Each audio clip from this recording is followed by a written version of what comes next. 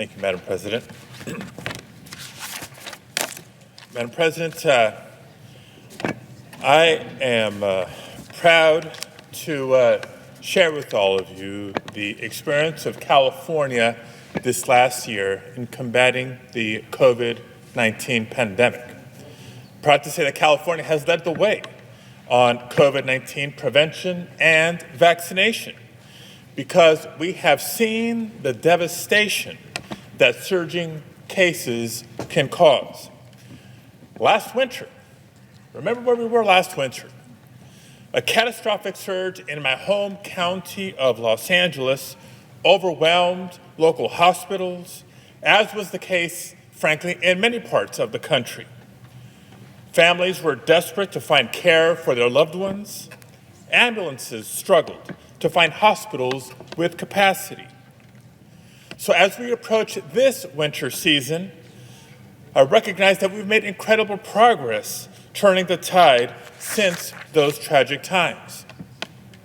Now, just a month ago, California achieved the lowest level of COVID-19 transmission of any state in the nation. But today, cases are beginning to rise again. We're seeing the effects of the changing weather, and so we need to stay vigilant to prevent another devastating surge like the wave that peaked in California and across the country last winter.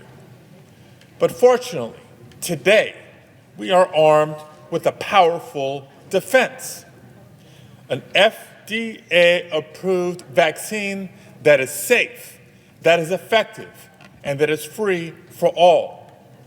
California's historic vaccination effort, made possible by the resources that we helped deliver when we passed the American Rescue Plan, has covered more than 3/4 of our residents, more than 55 million shots in arms of Californians. But now is not the time to let up.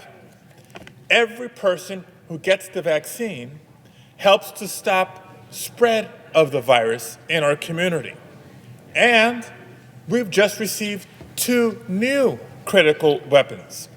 1, booster shots to increase protections for adults.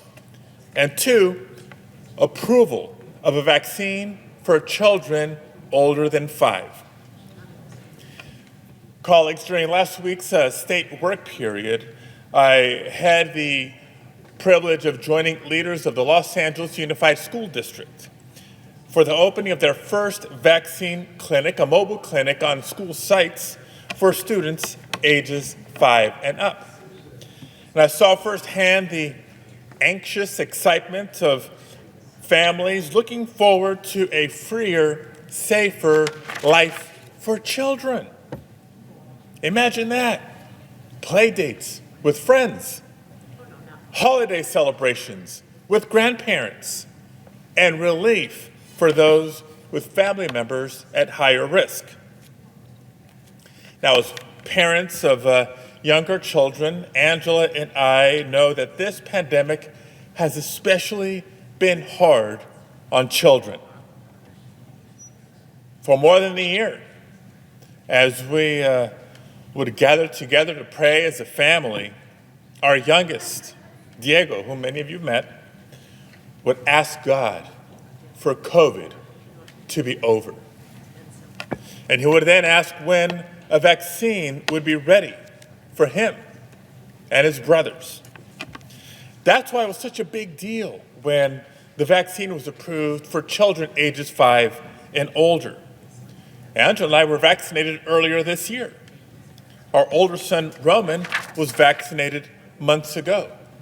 And finally, last week, Diego and Alex received their vaccines. So we know that we're sharing this moment of joy with millions of families across the country who are relieved that our children will be better protected against COVID-19. So colleagues, as we approach this now second Thanksgiving since the start of the pandemic, we recognize that we have much to be thankful for. We're thankful for the scientists who drew on years of research to design and test one of the most effective vaccines that we've ever seen. We're thankful for the doctors and nurses who are helping to administer the vaccine to as many people as possible while caring for the sick. And we continue to be thankful for all the essential workers who take on high-risk jobs to keep food on our tables and keep the economy going. So it's in the spirit of all this that I ask each and every one of you to do your part. To everyone at home, please, each and every one of you, do your part. Protect yourself. Protect your family. Protect your community. Get vaccinated. Get your children vaccinated. Go check to see if you're eligible for a booster. And if you are, find one near you at vaccines.gov.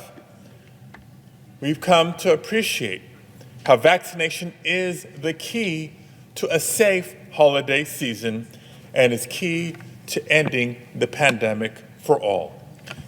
Thank you, Madam President. I yield the floor.